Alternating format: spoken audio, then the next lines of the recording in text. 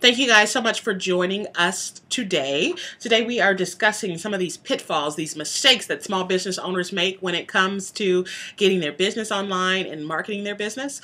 One of the mistakes that we're discussing today is not having any blog at all.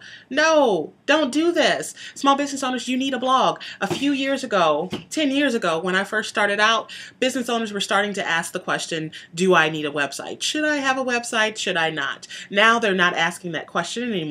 It's a must-have. It's essential. It's an essential part of your marketing strategy.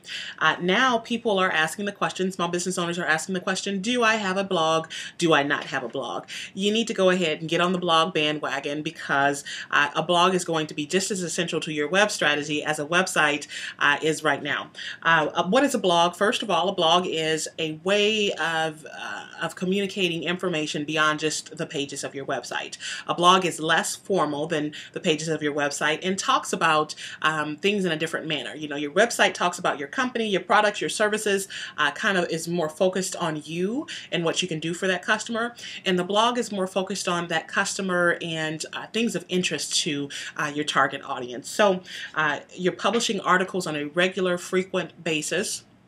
And what it does for your website is it humanizes the company. It adds kind of this human element, maybe even a human face to it, but it lets the target audience know that this is not a company full of androids. This is a company that has real humans behind the scenes working. And at the end of the day, whether you're in the business to consumer industry or the business to business industry, you're still connecting with humans. So it humanizes the company. It allows you to get immediate feedback from the customer. Now, when I used to do small business consulting just for marketing periods, I used to do market research, and companies will spend a lot of money on market research.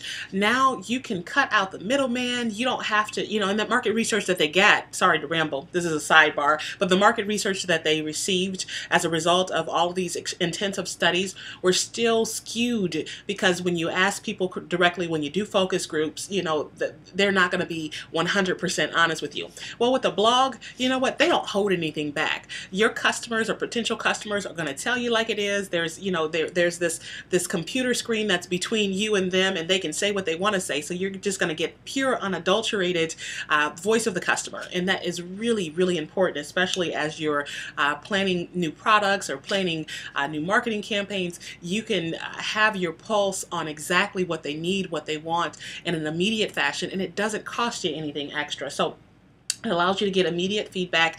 And the third thing is that it's great for SEO. Now, I probably can do a separate ebook about this, because blogs and search engines, they just have this wonderful love affair with each other that no one seems to be talking about.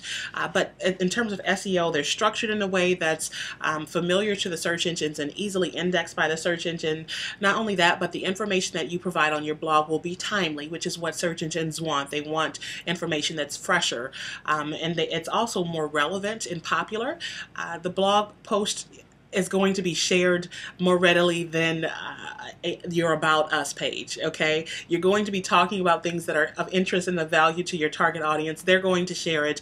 Google looks at popularity, looks at traffic, and that's one of the indicators of how popular or how high your site will rank. And then also, you're, with a blog, creating more opportunities for exposure. So just like with the lottery, if the lottery's up to $500 million, I probably will play it. But I'm not just going to play one lottery ticket, because that, you know, means that probability wise, I don't, you know, I'm not standing a chance. Maybe if I spend $1,000 and get 1,000 lottery tickets, or however much they cost, I don't know how much they cost. But if I spent more money and invested more time and got more tickets, then I would have more of a chance of winning the lottery.